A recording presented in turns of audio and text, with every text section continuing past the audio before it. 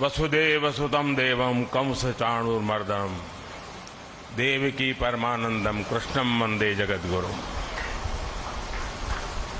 उत्तर प्रदेश के राज्यपाल आनंदीबेन पटेल,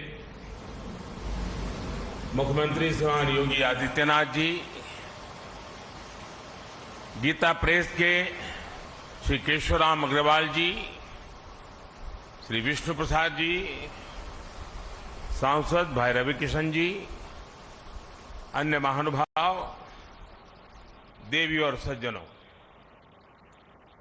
सावन का पवित्र मास, इंद्रदेव का आशीर्वाद, शिवावतार गुरु गोरखनाथ की तपोस्थली और अनेक संतों की कर्मस्थली ये गीता प्रेस गोरखपुर।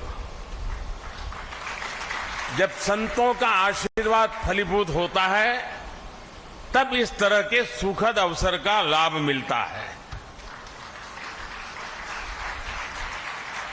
इस बार का मेरा गोरखपुर का दौरा विकास भी, विरासत भी, इस नीति का एक अद्भुत उदाहरण है। मुझे अभी चित्रमय शिव पुराण और नेपाली भाषा में शिव पुराण के विमोचन का सौभाग्य मिला है। गीता प्रेस के इस कार्यक्रम के बाद मैं गोरखपुर रेलवे स्टेशन जाऊंगा। आज से ही गोरखपुर रेलवे स्टेशन के आधुनिकीकरण का काम भी शुरू होने जा रहा है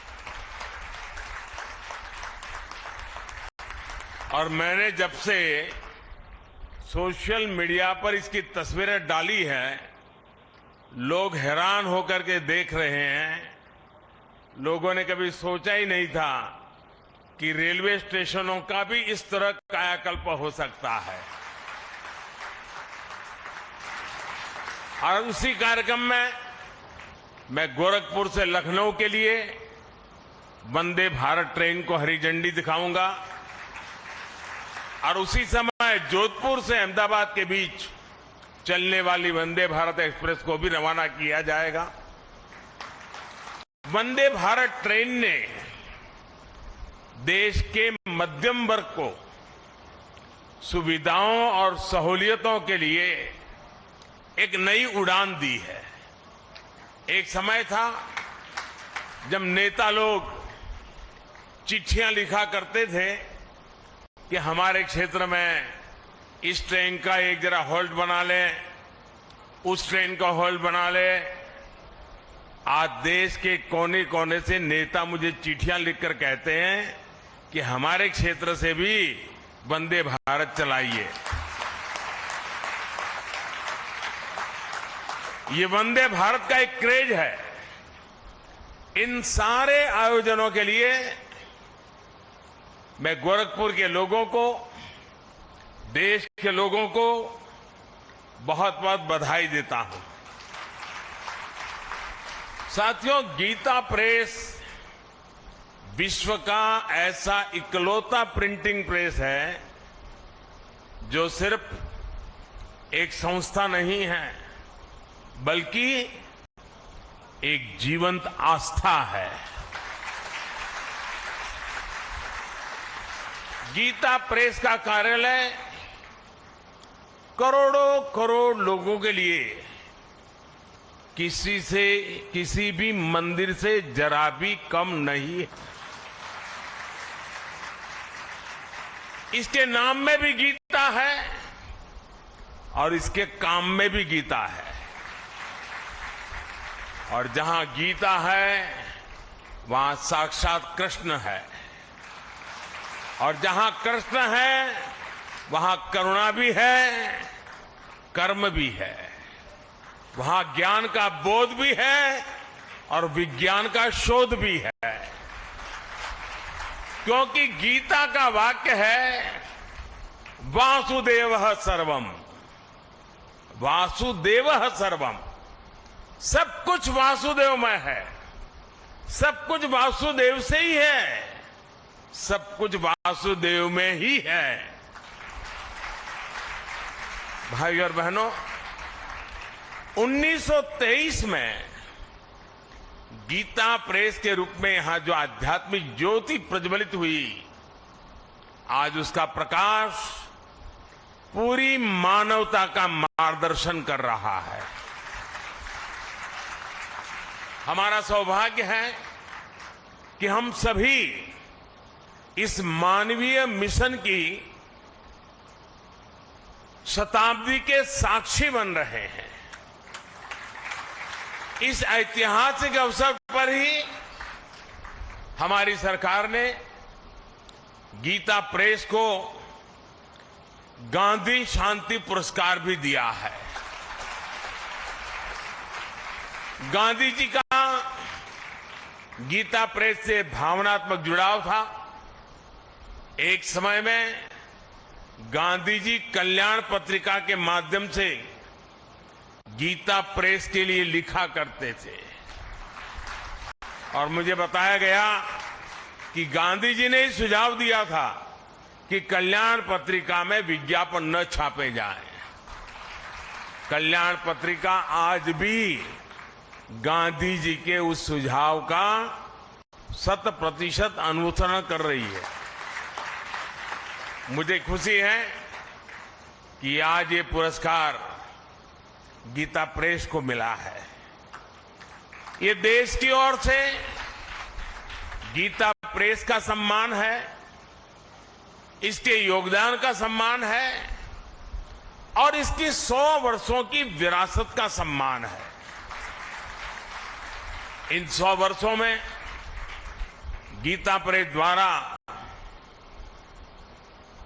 करोड़ों करोड़ों किताबें प्रकाशित हो चुकी है। आंकड़ा कभी कोई 70 बताता है, कोई 80 बताता है, कोई 90 करोड़ बताता है।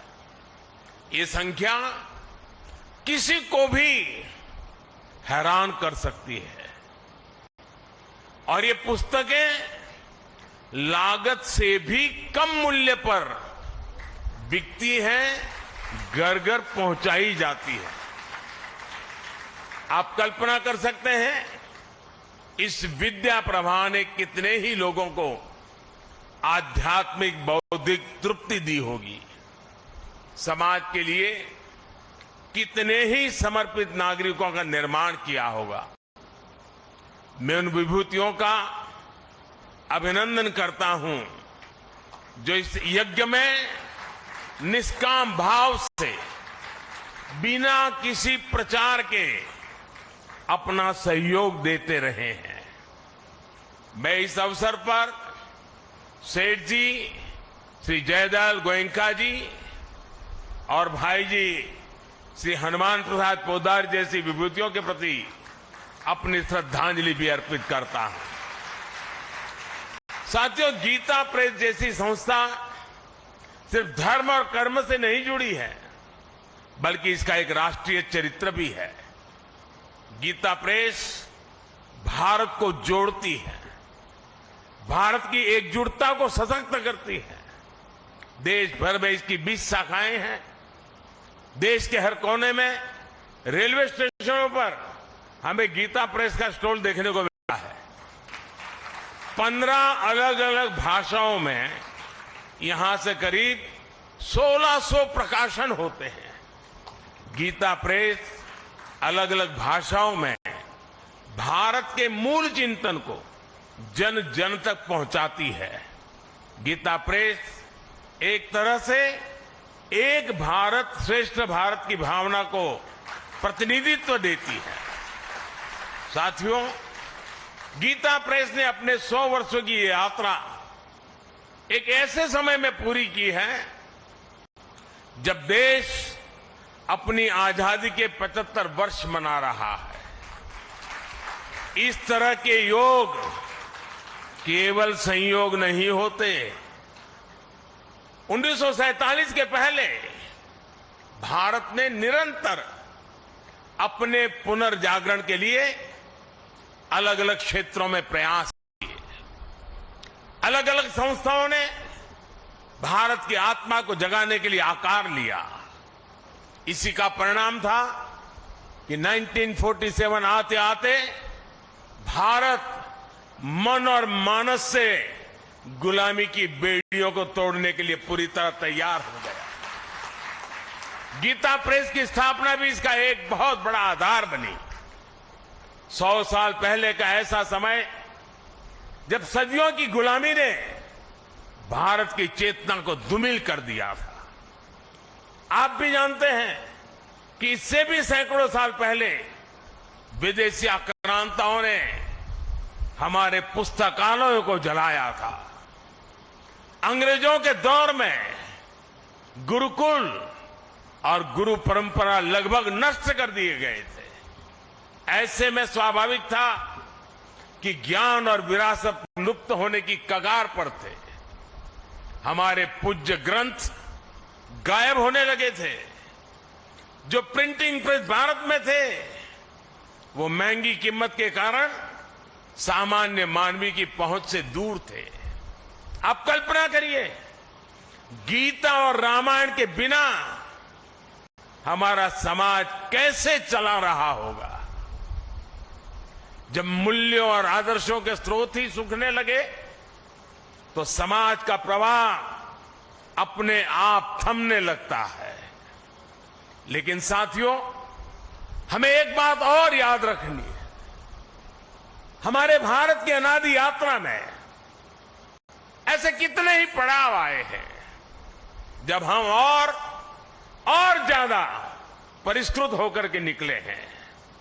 कितनी ही बार अधर्म और आतंक बलवान हुआ है। कितनी ही बार सत्य पर संकट के बादल मंडराए हैं। लेकिन तब हमें श्रीमद् भागवत गीता से ही सबसे बड़ा विश्वास मिलता है। यदा यदा ही धर्मस्य ग्लानिर्भवति भारत अभ्युत्थानम अधर्मस्य तदात्मानं सृजाम्यहम्। अर्थात जब जब धर्म की सत्ता पर, सत्य की सत्ता पर संकट आता है तब तब ईश्वर उसकी रक्षा के लिए प्रकट होते हैं। और गीता का 10वां अध्याय बताता है कि ईश्वर कितनी ही विभूतियों के रूप में सामने आ सकता है। कभी कोई संत आकर समाज को नई दिशा दिखाते हैं तो कभी गीता प्रेस जैसी संस्थाएं मानवीय मूल्यों और आदर्शों को पुनर्जीवित करने के लिए जन्म लेती है। इसलिए ही 1923 में जब गीता प्रेस ने काम करना शुरू किया तो भारत के लिए भी उसकी चेतना और चिंतन का प्रवाह तेज हो गया। गीता समेत हमारे धर्म ग्रंथ फिर से घर घर गूंजने लगे। मानस फिर से भारत के मानस से हिलमिल गई। इस ग्रंथों से पारिवारिक परंपराएं और नई पीढ़ियां जुड़ने लगी। हमारे पवित्र ग्रंथ आने वाली पीढ़ियों की थाती बनने लगे। साथियों, गीता प्रेस इस बात का भी प्रमाण है कि जब आपके उद्देश्य पवित्र होते हैं, आपके मूल्य पवित्र होते हैं, तो सफलता आपका पर्याय बन जाती है। गीता प्रेस एक ऐसा संस्थान है जिसने हमेशा सामाजिक मूल्यों को समृद्ध किया है, लोगों को कर्तव्य पथ का रास्ता दिखाया है।